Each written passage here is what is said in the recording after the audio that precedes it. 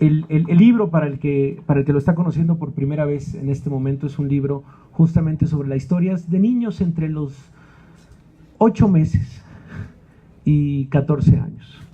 8 meses y 14 años, niños centroamericanos, niños de El Salvador, niños de Honduras, niños de Guatemala, que en donde Juan Pablo Villalobos nos cuenta el génesis de su viaje, nos cuenta el desarrollo de su viaje y nos cuenta a veces finales felices o finales, la mayoría de las veces, complejos. La manera en la que lo cuenta se agradece porque a veces es, por lo menos como periodistas, Gaby y yo tenemos un programa de radio todas las mañanas de 6 a 10 de la mañana en W Radio. Nos llegan las historias a veces como telegrama, a veces nos llegan las historias como las agencias las dictan, como Notimex la dicta, como Associated Press la dicta. Pero cuando nos transforman las historias, o cuando nos transforman las cifras, cuando nos transforman que de pronto hay 7,000 migrantes viajando por la ciudad o viajando por este país, y nos cuentan tan solo 10 historias de esas 7,000, te das cuenta de lo necesario que es acercarse a un documento como el que tenemos en la mano. En este momento estamos en una encrucijada en la cual escuchamos distintas voces. Alcaldes de Tijuana diciendo los derechos humanos son para humanos derechos. No escuchan distintas voces. No le dan voz, hasta les cuelgan el teléfono a personas que no están de acuerdo en esta irrupción violenta, exigente y malagradecida de miles de personas que vienen huyendo de la pobreza y de la violencia, cuando en México hay más pobres y más violencia en sus países. Bueno, hace poco acabamos... Mire, señora, hace poco acabamos de escuchar... Más aterrorizados de lo que ya estamos con violencia por todos hace lados, poco, con familiares que no aparecen, con nuestros nietos que van a la universidad y son asaltados y les quitan hasta los tenis, que llegan en calzones a nuestra casa. Señora, por favor. No es cierto que escuchan las dos voces. A ver, ahí le va. A los que no estamos de acuerdo con esto, y las caravanas escoltadas con cientos de policías federales hasta La Juana. Hace un par de días... a merced de la delincuencia. Hace un par de días escuchábamos a una persona en Tijuana y hablamos con ella y le dedicamos 15 minutos del programa, que es el rango más amplio del programa. Ella estaba haciendo una huelga de hambre porque no estaba de acuerdo. Fueron 15 minutos. Fueron 15 minutos, señora. 15 de media hora a otra. Bueno, y escuchábamos la voz de ella diciendo no estoy de acuerdo con estos grupos. Ni yo tampoco. Ella tampoco. No quiero dejar a mis nietos como los kurdos, sin patria, sin territorio. No, señor. Ya perdimos la mitad de nuestro territorio. Vamos a permitir perder la mitad que nos queda. No, mire, afortunadamente hay foros en los que podemos hablar justamente de esto. Hoy, por lo menos las voces que Juan Pablo Villalobos habla y Juan Pablo Villalobos resalta específicamente son las de niños. Son las de niños abusados sexualmente en todas las playas de México y nadie dice nada por ellos. No. Sí, yo lo sé. No, tengo el derecho como ciudadana de 70 años mexicana de decir que no estoy de acuerdo. Señora, lo que no tiene derecho es ponerse a hablar ahora y monopolizar la palabra. Le ruego, por favor, que se comporte.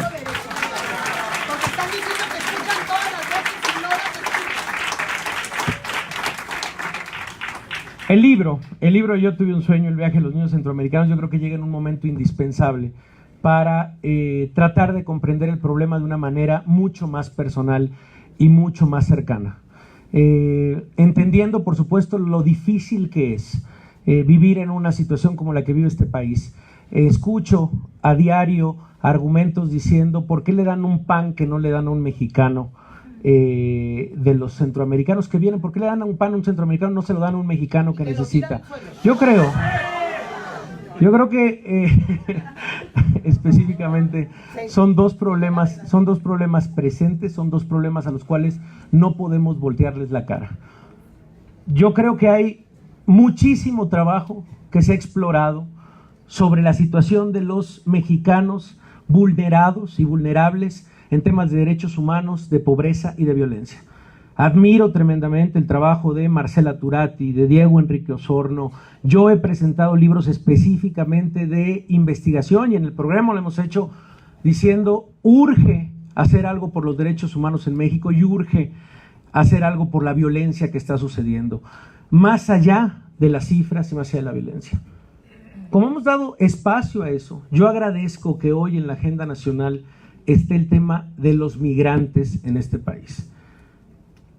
Yo sé que hay problemas en este país, pero también entiendo y debemos de dejar y apropio un argumento que dice siempre Gaby, que es dejar de ser ombliguistas y pensar también en el otro, porque somos parte justamente de una comunidad. Entiendo los problemas que hay en México, pero particularmente esta tarde y esta noche venimos a voltear a ver justamente a lo que sucede con el fenómeno migrante. Este es un primer saque, querida Gaby, de lo que tenemos. Gracias y muy buenas noches a todos y gracias, señora, por estar acá. Qué maravilla ver tan llena el aula. Y sí, venimos a hablar del libro de Juan Pablo Villalobos. Yo sé que no es un tema fácil, es un tema que nos ha aprendido y que nos ha encendido, pero que tal vez por primera vez también nos obliga a gritar menos y a escuchar más. Y escuchar más significa escuchar también a lo que sucede con quienes en algún momento deciden que tienen que salir de donde están, que tienen que caminar por donde tienen que caminar, que les pasa lo que les sucede mientras caminan para llegar a lo que ellos pretenden sea un mejor futuro, como lo hacen nuestros connacionales. Todos los que estamos aquí, estoy segura que tenemos algún pariente, algún amigo, algún cercano que hizo este camino y que cuando los tratan mal, cuando cruzan la frontera con Estados Unidos, cuando los tratan mal, cuando son violentados, nos sentimos agredidos. Y sin embargo, por alguna razón, sentimos que agredir a los que ahora están atravesando es menos grave. Solo por eso, si no por muchísimas otras cosas, porque es un libro espléndido, vale la pena leer a Juan Pablo Villalobos. Porque lo que hizo Juan Pablo, ya lo decía Risco hace ratito, lo que hizo fue tomar algunas historias, muy poquitas historias, de las muchas que pueden ser, pero narrarlas desde la empatía casi de la ficción, a sabiendas de que no es ficción, a sabiendas de que cada una de las historias que está aquí, la niña, el joven, el otro joven, el chavo gay, la chavita que de repente una noche toman, piden un aventón y quieren llegar a no sé dónde y ni siquiera saben a dónde está su mamá y nadie sabe dónde están ellos y se suben a un tráiler y ese tráiler los lleva quién sabe a dónde de la noche mexicana, como cierra por ejemplo ese texto. O cuando de repente tienes a unos niñitos que están ya del otro lado en Estados Unidos diciendo, pues en una de esas voy a conocer a mi mamá que no me acuerdo de ella porque la dejé ver cuando era muy chiquito y voy a ver a mi mamá. O cuando tenemos, por ejemplo, a este chico que, porque además eso es un valor maravilloso de este texto, un chico en su lugar de origen, viviendo la violencia que vive, hasta que un día dice, un chico que estudia y que quiere tener otro futuro, y que vive tal violencia local que un día dice, pues ya no está, es más, no dice, simplemente un día ya no está, porque un día agarró camino. Y yo creo que lo que nos está llamando Juan Pablo con este texto, y yo en verdad agradezco profundamente que exista, lo que nos está llamando es a la empatía. Y sí, yo sí tengo una postura sobre el tema. Yo sí tengo una postura sobre el tema y yo sí creo que debemos ser empáticos con lo que sucede, a sabiendas de que cualquier migración altera el lugar de llegada. Claro que altera el lugar de llegada. Por supuesto que lo altera. Porque llegan personas que no estaban ahí, que tienen otras costumbres, que tienen otra forma de ser y que de repente están ahí atorados. Claro que altera el lugar de llegada. Pero aquí lo que nos va narrando es la fragilidad del viaje, la fragilidad de un chiquito o una chiquita que de repente la abuela le dice, te tienes que ir, porque yo ya no te puedo mantener, porque aquí ya no puedes estar, porque tu abuelo está enfermo, te tienes que ir. Y él alcanza a escuchar una cosa que a mí me ha dado la peor de las vergüenzas siempre, y lo voy a decir, aunque se enojen, pero lo voy a decir así, me da la peor de las vergüenzas, y está retratado en este libro, que cruzar por México sea un infierno para muchos de ellos. Y que sea un infierno no por los que ayudamos, que somos muchos, y no porque se les da comida, si la rechazan, no rechazan, me parece que es un poco lo de menos, pero no porque se les da comida o se les da, no, sino porque hay una criminalización del trayecto que es brutal. Nos lo decía hace poco una persona en la radio, una de las defensoras de derechos humanos en Honduras, que decía, es que lo peor que le puede pasar a uno al atravesar México es saber que México es el monstruo, en donde están los criminales. Hay una historia aquí, por ejemplo, donde dice, a una chica, no, pues es que a mí el tema de las violaciones y que como para que te violen y si te van a violar y para que no quedes embarazada, bueno, pues de antemano te ponemos un sistema, te damos una inyección o te damos lo que sea para que un anticonceptivo. Hay una serie de películas muy buenas que conduce y coprodujo Gael García Bernal hace ya varios años que se llaman Los Invisibles.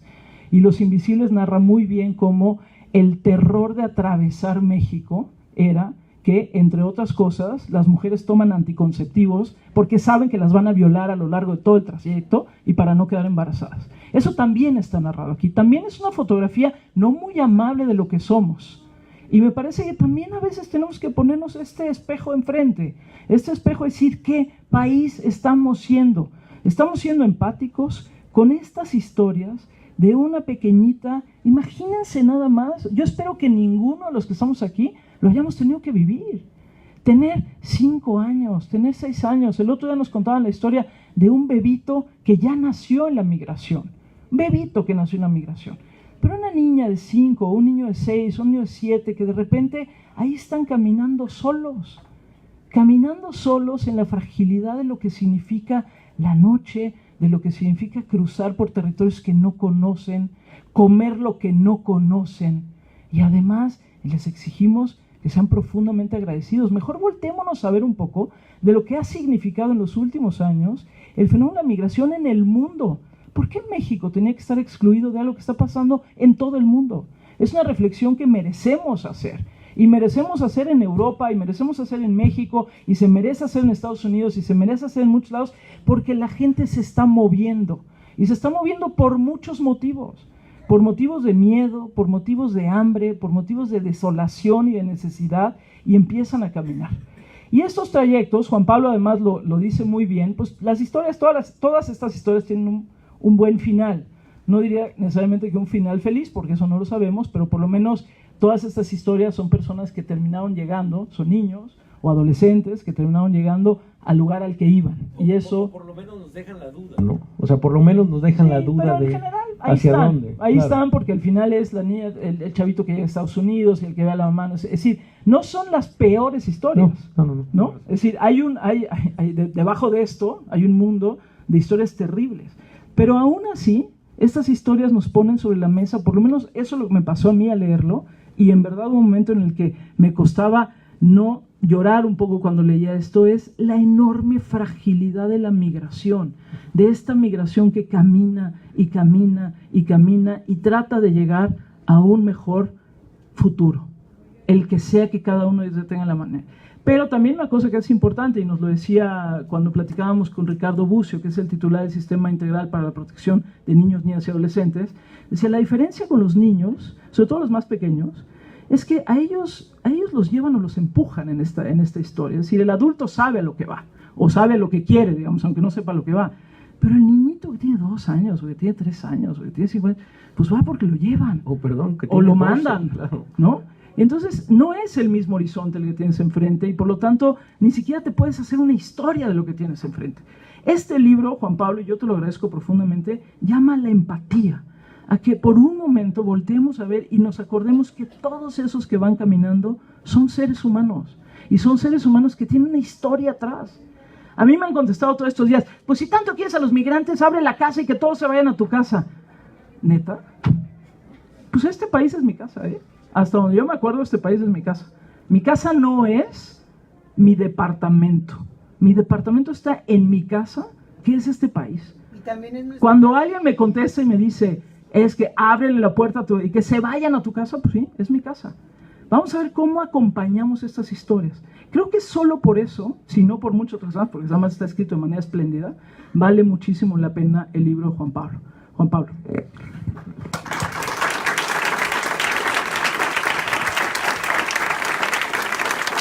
Hola, buenas tardes, de nuevo. Señora, le voy a rogar, aquí se viene a escuchar, no a gritar, no, pero gritar no ni interrumpir, no tiene derecho a interrumpir, no lo tiene, discúlpeme, no lo tiene. No tiene derecho a interrumpir y obstaculizar el desarrollo de la mesa, eso sí no lo tiene. Mira qué tolerantes son, ¿eh? Toda su tolerancia. Usted es la que no es tolerante. Mira qué tolerantes son. Escuchan las dos partes. Queremos saber del libro, ¿no? Bueno, hace unas semanas, cuando el libro salió en España, que salió un poquito antes que aquí en México, me invitaron a un programa de radio y cuando llegué había varias cabinas porque eran varias estaciones y me senté en la sala de espera y en una de las cabinas estaba una especie de fiesta, había mucho ruido, música, la gente gritaba, reía. Y yo pensé, bueno, yo no voy allí porque seguramente esto no es un programa de literatura, ¿no? O algo, un programa informativo donde yo pueda hablar. Espero que no vaya ahí. Y esperé 5 minutos y de pronto de esa cabina justamente salió el conductor y llega y me dice, ¿tú eres Villalobos? Y yo, sí.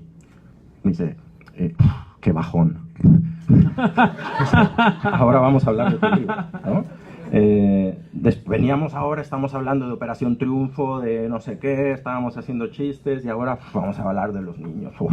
Qué duro tu libro. Y entonces yo un poco abrumado por la situación, pensando cómo encajo, realmente cómo encajaba en ese programa y qué iba a hacer después hablando de mi libro. Entro a la cabina pensando que tendremos un momento para más o menos introducir la charla y que vaya bien, e inmediatamente entramos al aire.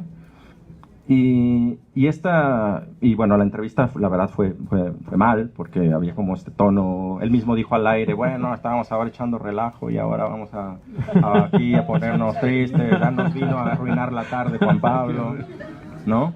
Y me quedé pensando después que es un poco la reacción que han tenido algunas personas respecto de lo que ha pasado con mis otros libros y con este libro, ¿no?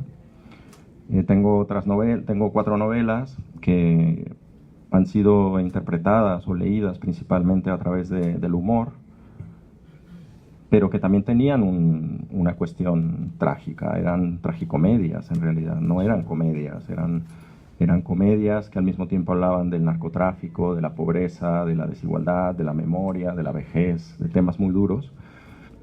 Para mí no eran tampoco simplemente novelas hechas de chistes, ¿no? Pero sí ha habido mucha gente que se ha acercado y me ha dicho, uy, qué cambio, ¿no?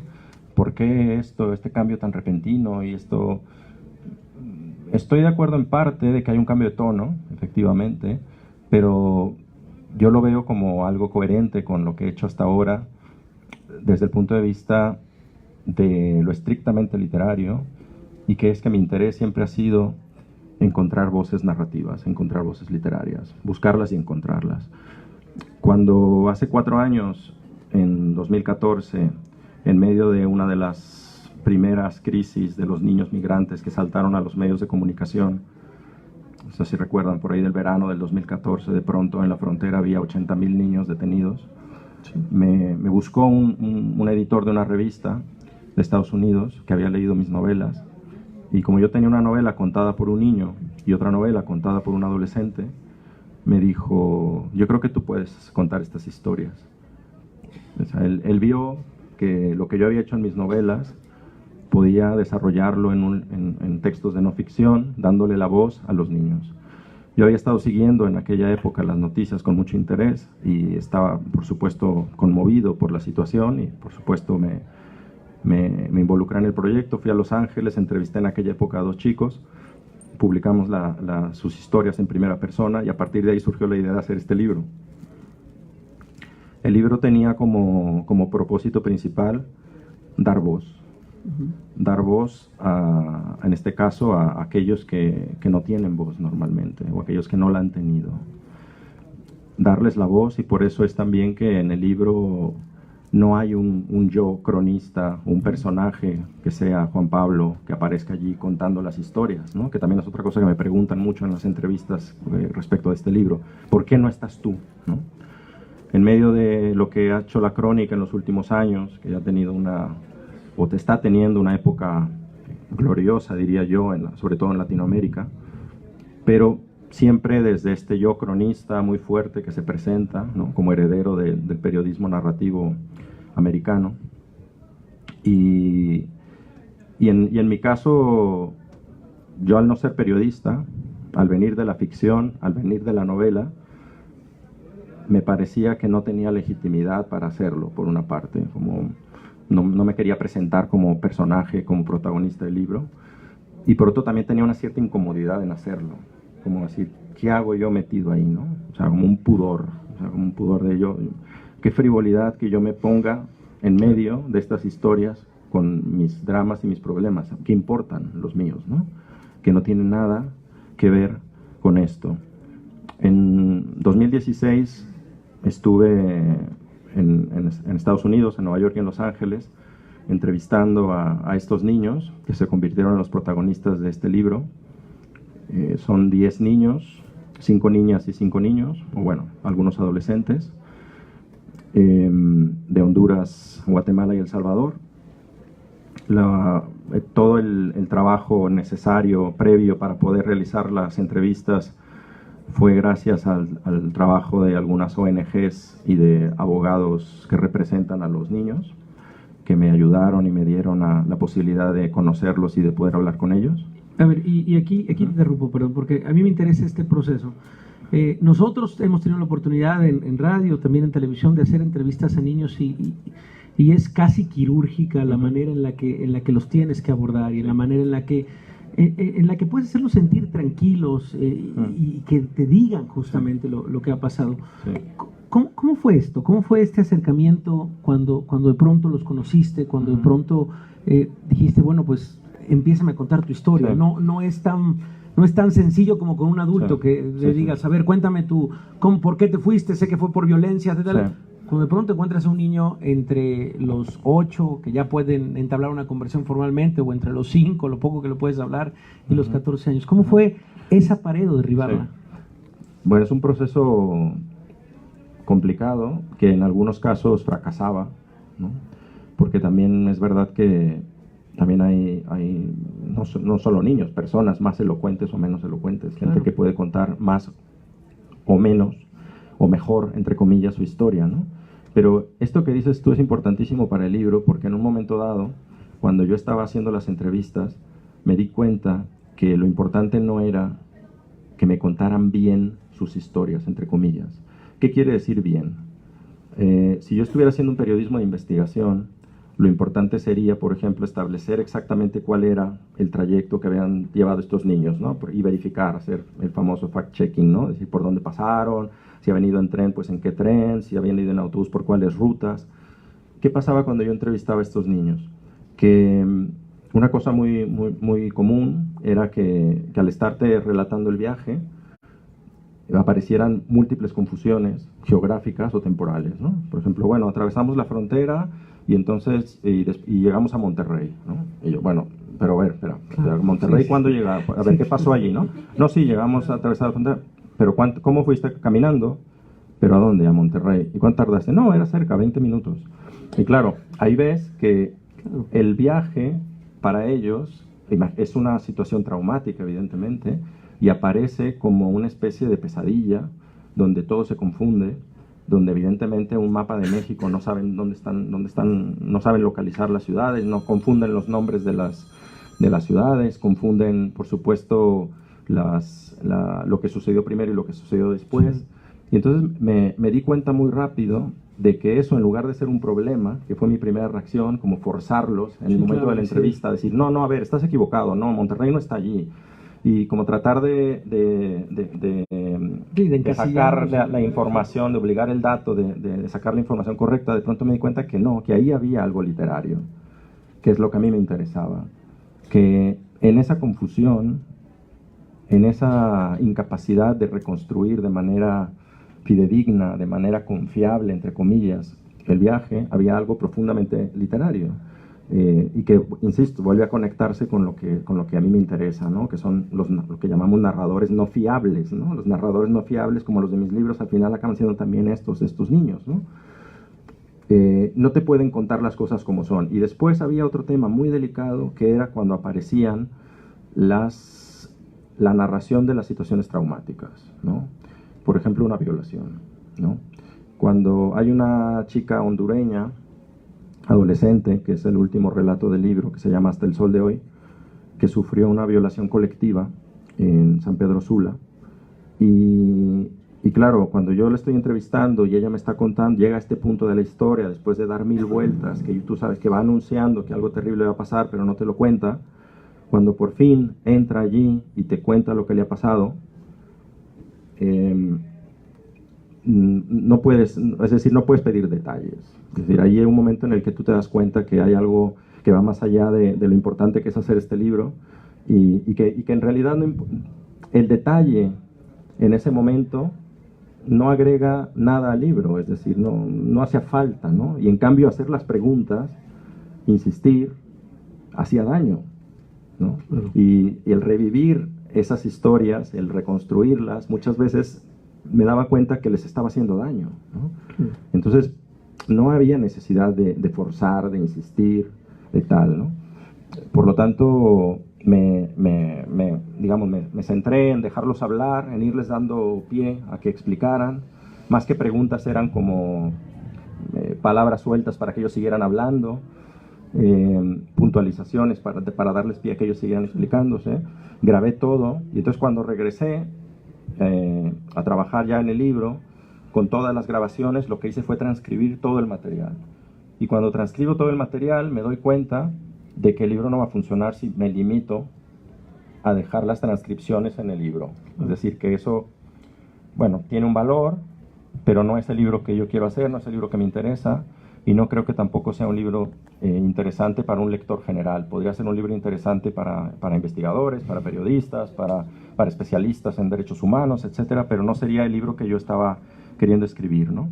Entonces me decido a transformar esto en una especie de libro de relatos, que es lo que es al final, más que un libro de crónicas, es casi un libro de cuentos. Oye, pero, aprovecho ahí, sí, pero cada uno de los relatos es diferente, que eso también es muy interesante, es decir, hay relatos que son como un diálogo, hay relatos que son, hay un diario, o sea, me imagino que cada historia te obligó o te pidió, digamos, que la contaras de una manera, sí, porque no son iguales, y eso me parece sí, que también es una riqueza excepcional del libro, ¿no? Sí, ese era mi trabajo justamente al construir el libro, era encontrar en cada uno de esos testimonios cuál era la manera, digamos, más potente, por decirlo así, en el sentido de que fuera capaz de transmitir esa empatía de la que hablabas, que me gusta que lo hayas dicho, que transmitiera emociones, sentimientos, que conmoviera. ¿Cuál era la estrategia adecuada para cada libro, para cada uno de los relatos? Y luego también me di cuenta que si contaba la historia completa de cada relato, de cada niño, el libro se iba a volver como muy repetitivo y entonces iba a ser cansino, iba a perder un poco la potencia en el lector, ¿no? Entonces ahí me propongo identificar en cada una de las historias algún momento que a mí me pareciera que fuera particularmente simbólico, particularmente significativo, y que además de ahí, de una manera ya muy calculadora, empecé a ver que los relatos se complementaran, es decir, que algunos relatos sucedieran en el país de origen, otros relatos sucedieran en Estados Unidos, otros relatos sucedieran en el camino por México, de manera que al leerse el libro se fuera como completando la historia completa, ¿no? Completando la historia completa, perdón. El libro está mejor escrito.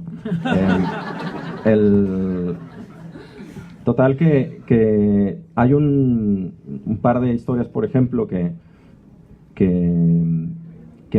fueron como imágenes las que me llevaron a elegir ese momento. Hay un momento muy bonito en una historia donde un niño que ha sido atacado por las pandillas en El Salvador está en un albergue en Estados Unidos en invierno y entonces ve nevar por primera vez, ¿no?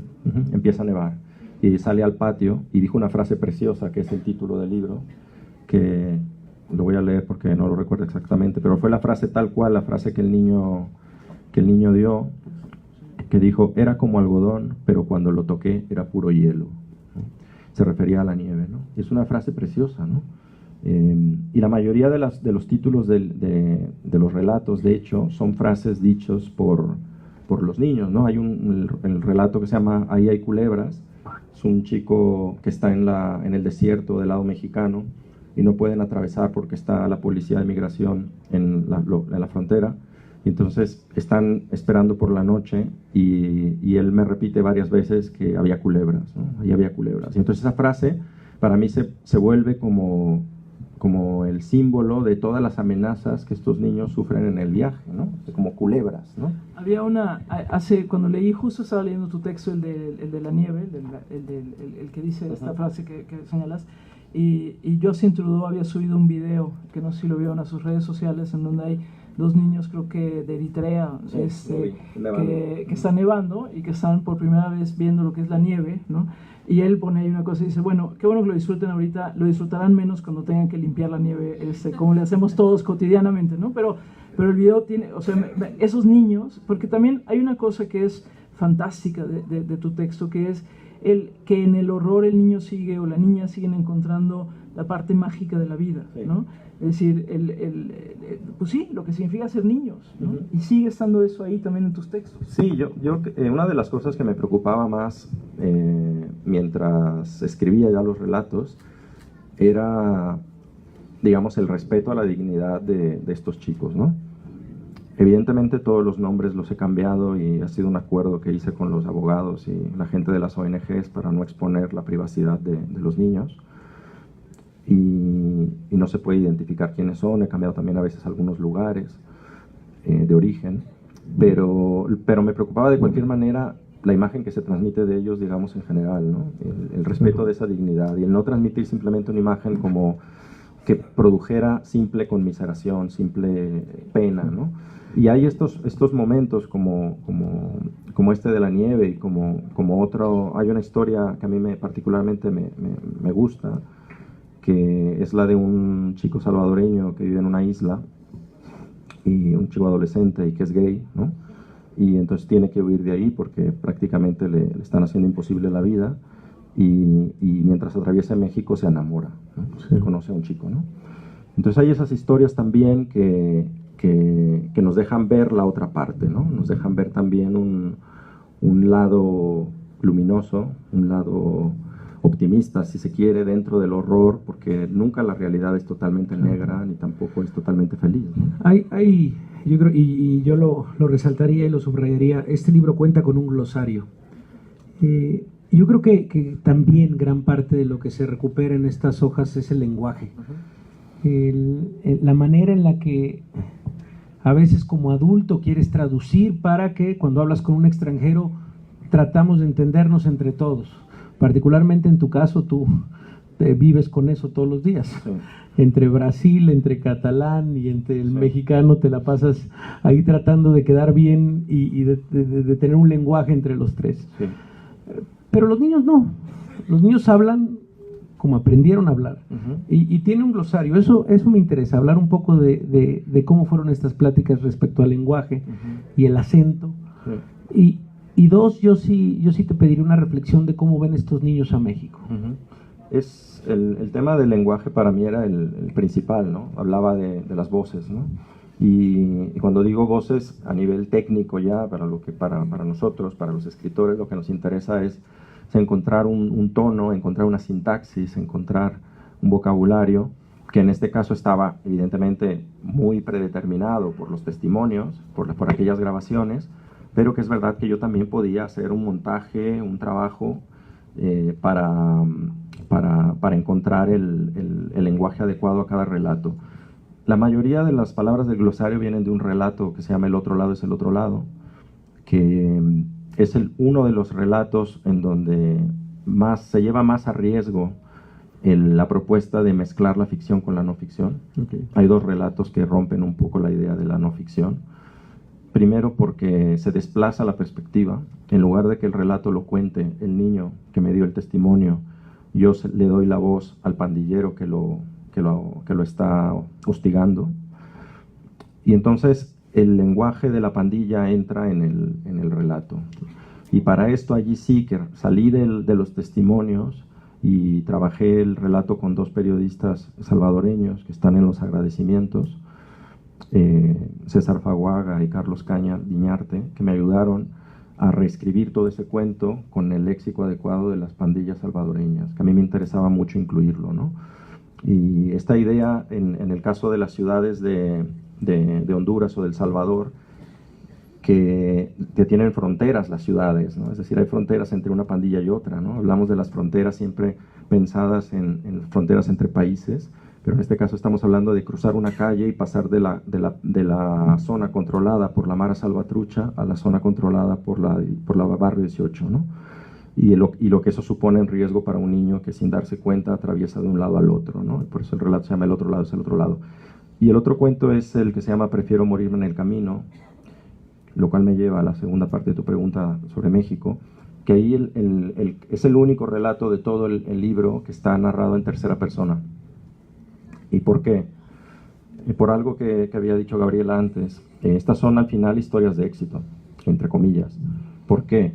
Pues para empezar porque el testimonio solo se puede contar cuando sobrevives.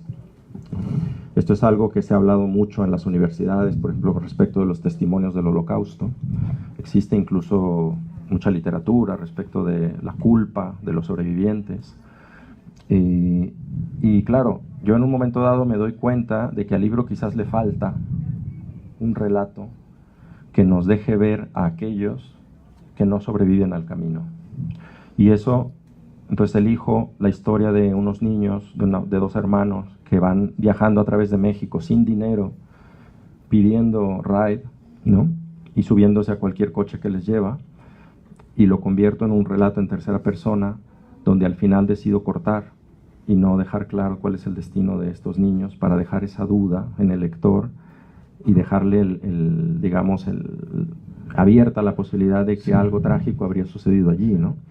Entonces hay allí en estos dos relatos, digamos, es donde se lleva más al extremo la propuesta de utilizar estrategias de la ficción, y además en el caso de Prefiero morirme en el camino y en otro de los relatos aparecen una frase que no solo estos dos niños, sino prácticamente todos los niños me repitieron una y otra vez, que era lo que más miedo me daba era México, ¿no? Y escuchar esto una y otra vez, ¿no? Durante las entrevistas, siempre que te explicaban te decían lo que tenía miedo era de México, lo que tenía miedo era México, por los cárteles, porque hay gente muy mala, por tal.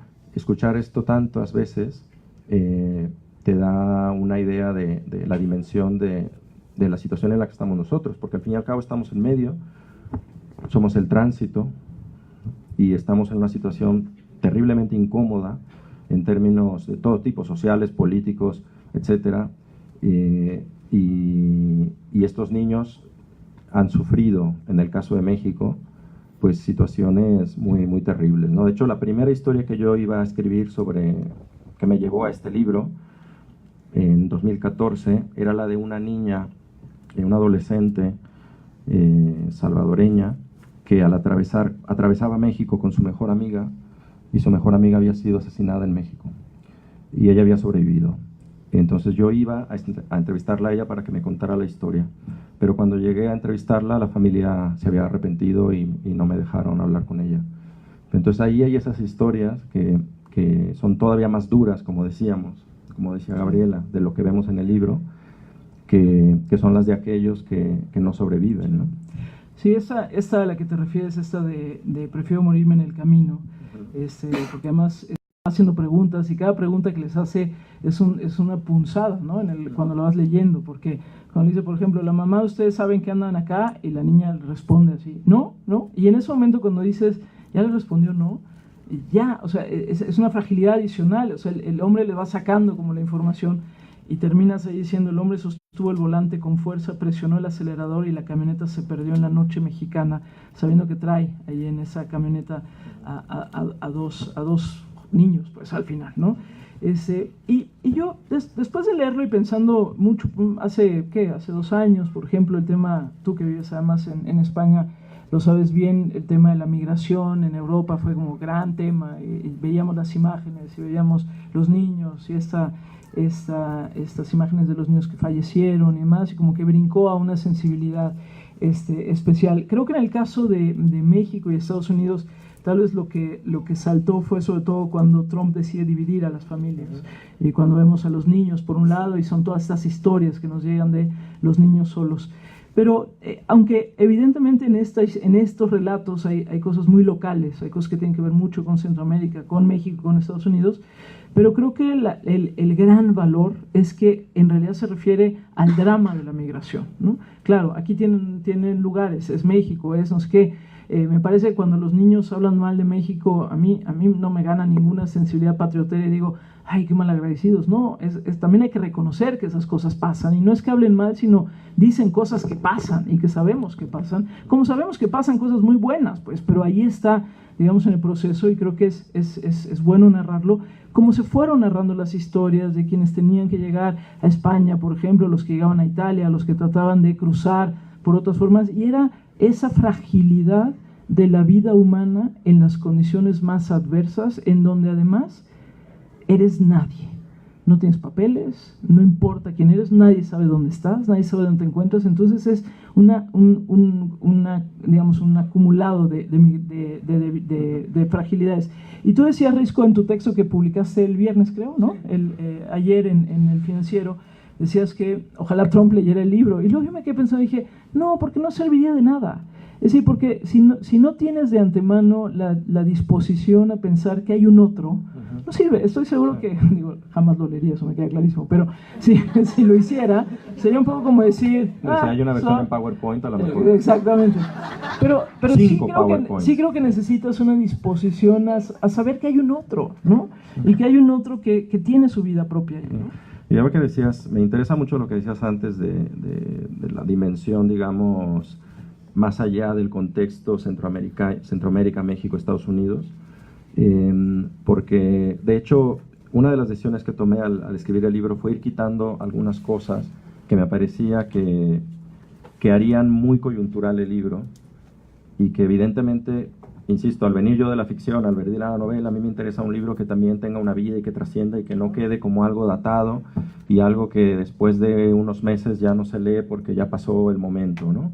Entonces, por ejemplo, ahora un periodista que no sé si está aquí, Ernesto, que me acaba de hacer una entrevista, me hizo pensar en que me preguntó si los niños en 2016 ya hablaban de Trump. Todavía no era elegido cuando yo hice las entrevistas en mayo, junio, pero todos hablaban de él. Y sin embargo yo no lo menciono en el libro. Primero porque no quería ensuciar mi libro con su nombre, y segundo porque me parecía esto, que si mencionara a Trump ahí ya le daba un contexto demasiado, o sea, político y social muy concreto, y a mí me interesa que el libro también creo que puede leerse, como decía Gabriela, o esa es mi aspiración, que también habla de alguna manera de los niños sirios o de los niños marroquíes que están en centros de detenciones de Barcelona, ¿sí? En la ciudad donde vivo, es decir, que también hay esas realidades y que existen y de las que no se habla tanto, ¿no? De hecho, hay un momento en este año en el que yo creo que México todo se indignó con esta fotografía de los niños encarcelados o en jaulas. Y nos indignamos, vimos la imagen y nos pareció increíble. Y Juan Pablo Villalobos nos cuenta qué sienten esos niños. Habla de hay un relato maravilloso de dos adolescentes que comparten en la hielera.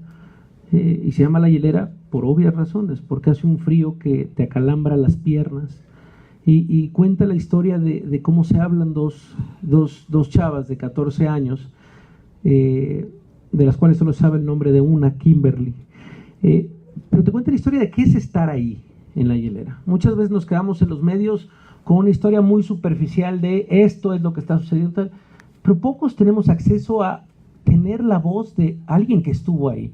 Y más cuando alguien estuvo ahí, es una niña de 14 años que se encuentra con otra niña que se duermen en espacios de intervalos de 2 horas porque no tienen lugar donde dormirse, porque no caben, porque está demasiado lleno y porque les dan una manzana y un vaso y un jugo y un sándwich, etcétera, una vez al día.